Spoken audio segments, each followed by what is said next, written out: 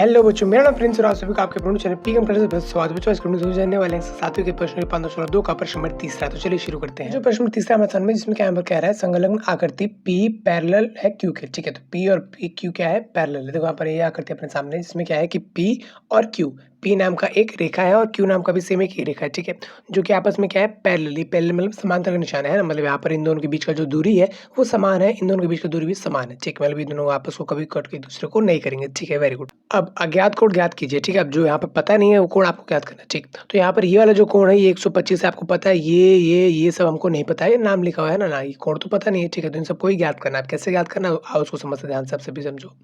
क्या है कि अब देखो यहाँ पर इस जगह पर 125 अपने को दिया हुआ है। ठीक है, तो यहाँ पर हम बाकी सब तो निकाल सकते हैं और इसकी मदद से ये भी निकाल सकते हैं। कैसे आओ समझते हैं कैसे।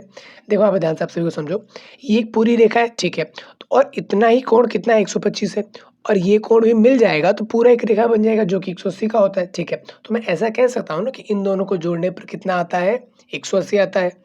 ठीक, अच्छा 180 में से अगर मैं ये वाला कोण हटा दूं तो बचेगा ये वाला, पता चल जाएगा मुझे कितना आएगा। ठीक है, तो सिंपल सी बात है, सबसे पहले मैं लिख देता हूँ यहाँ पर कि 125 डिग्री जो कि ये रहा यहाँ पर, जमा में एंगल ई कितना होगा, 180 के बराबर होगा। क्यों? क्योंकि यहाँ पर क्या है, रैखिक युग्म है ना, एक रेखा पर बन रही है, या फिर आप कह सकते हैं संपूरक कोण।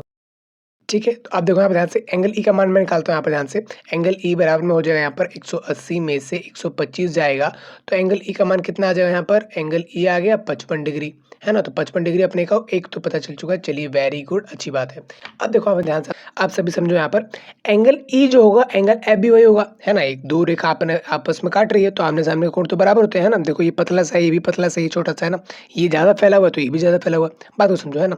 तो ये वाला इसके बराबर होगा तो एंगल ई एंगल एफ के बराबर होगा। तो एंगल ई कितना है, 155 डिग्री, तो एंगल एफ भी कितना होगा, 155 डिग्री, है ना। तो यहाँ पर पहले मैं लिखता हूँ सबसे पहले कि एंगल ई बराबर होगा एंगल एफ के, जो कि कितना होगा, 155 डिग्री।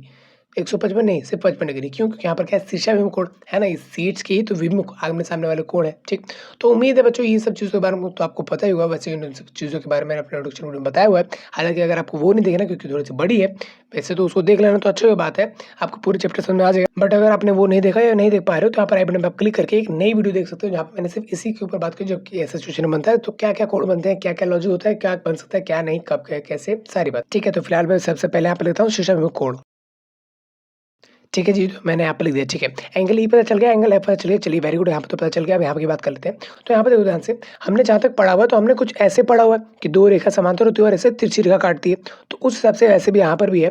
तो एंगल 25 125 जहाँ पर आ रहा है वहीं पर एंगल डी आ रहा है, ए बी सी डी, तो डी भी वहीं पर आ रहा है। तो कहीं ना कहीं एंगल 25 125 जो भी है वही ए भी होगा, है ना। संगत कोण साथ वाले कोण अगर इन चार को उठा के इनके ऊपर रख दूं तो 125 कहाँ पाएगा, इसकी जगह पर आएगा।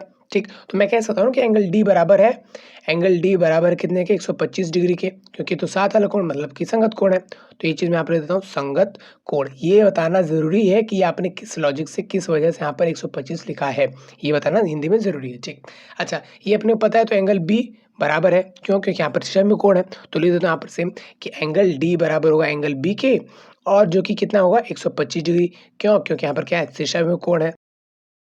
ठीक, अच्छा नेक्स्ट क्या है अपने पास, देखो ये अपने पास हो चुका है। चलिए ठीक है, ये हो गया है, ये हो गया है, ये हो गया है। ठीक है, वेरी गुड। अब यहाँ पे देखो ध्यान से, ए जो भी है ना, ई भी वही है, उसी जगह पे तो है। मैं ऐसे भी निकाल सकता हूँ कि यहाँ पर इन दोनों को जोड़ने पे 180 होता है तो ये हटा दूंगा, ये निकाल सकता हूँ, बट घटाना पड़ेगा। यहाँ पर घटाने की भी जरूरत नहीं है क्योंकि अपने को ये तो पता ही है, और ये जो होता है वही ये होता है, तो घटाना भी क्यों है। यहाँ पे डायरेक्ट ऐसे आंसर डाल दो, ऐसी भी आंसर सेम ही और वही आएगा, सही आ गया। ठीक, तो एंगल ई एंगल ए के बराबर हो, क्योंकि यहाँ पर क्या है, संगत कोण है। तो ये चीज़ में अपने को लिखना पड़ेगा सबसे पहले, एंगल ई बराबर है एंगल ए के, क्योंकि यहाँ पर क्या है, संगत कोण है, जो कि कितना हो जाएगा, एंगल फिर ए, एंगल ए अपने पास जो हो जाएगा वो हो जाएगा एंगल ई के। एंगल ई कितना था अपने तक, 55 डिग्री, है ना, 55 डिग्री। तो ले देते हैं 55 डिग्री कुछ इस तरीके से। ठीक, तो ये भी निकल गया, एंगल ए भी निकल गया। अच्छा एंगल ए जो है, एंगल वो सी भी वही निकलेगा, एंगल ए बराबर होगा एंगल सी के। क्यों? क्योंकि यहाँ पर क्या है, शीर्षाभिमुख कोण लिख देता हूँ। तो इस वजह से एंगल सी जो अपने को नहीं पता था वो कितना हो जाएगा, डिग्री हो जाएगा यहाँ पर, एंगल सी बराबर में हो जाएगा यहाँ पर एंगल ए के। एंगल ए कितना था, 55 डिग्री, तो ये भी हो जाएगा 55 डिग्री। ठीक। तो कुल मिला के जो हमने सारी बातें कर ली हैं, मतलब ए, बी, सी, डी, ई, एफ सारी बातें, ठीक। तो सारे कोण हमने निकाल दिए। कहने का मतलब ये है कि एक आकृति में अगर आपको बस 2 पैरेलल लिखा है, कुछ ऐसी सिचुएशन हो जहाँ पर एक एंगल दिया हो, तो बाकी एंगल आप निकाल सकते हो। सिंपल है ना यार, ये देखो ये इसकी इससे ये निकल जाएगा, 180 में से पूरा ये हटा दोगे तो ये निकल गया। अब ये जो है वही ये भी है, ठीक। यहाँ पे तो ये हो गया। सेम इसी तरह अगर एक यहाँ का एंगल निकल जाए तो आप बाकी से निकल सकते हो। तो ये वाला एंगल इसके बराबर होता है, ये संगत कोण है, तो ये निकल गया। इसके सामने वाला सश्रम कोण वो निकल गया, ठीक। ये जो भी था उसके सामने ये वाला निकल गया, तो ये आमने-सामने वाला भी निकल जाएगा। सिंपल है, तो बड़ा ईज़ी है, चीज़ें करना आसान है, अगर आपको एक एंगल भी दिया या पता हो तो, ठीक। तो इस क्वेश्चन में तो बस इतना ही था। अगला क्वेश्चन अभी आपको डिस्प्ले में मिल जाएगा। मिलते हैं अगले वीडियो में, तब तक के लिए।